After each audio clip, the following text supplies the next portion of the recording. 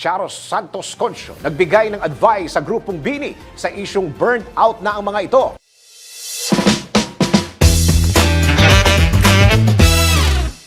Para sa aking balitang showbiz, binigyan ng advice ni Charo Santos Concio ang grupong Bini matapos makarating dito ang balitang medyo nababurnout na ang all-female P-pop group. Ayon sa veteran actress, umaasa siya na mabibigyan ng pansin ng management team ng Bini ang well-being ng mga ito dahil at the end of the day umano, kailangan ng balance sa trabaho at sa personal life ng mga ito.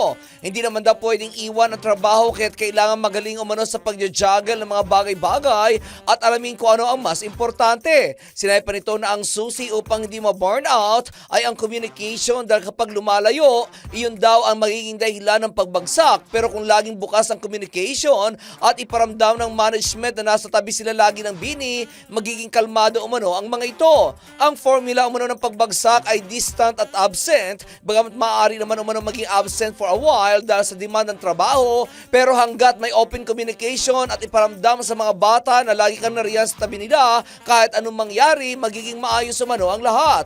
Aminado naman si Charo na darating talaga ang burnout moment dahil iyon umano ang kapalit ng pagiging successful, pero papunta na raw ang grupo sa global audience, kaya't kung siya raw ang tatanungin ay maghanap siya ng paraan para hindi siya ma-burnout. Dapat umanong tulungan ng Bini ang kanilang sarili dahil nandun na ang mga ito at trabaho na ng mga ito, tapos ngayon pa raw sila susuko.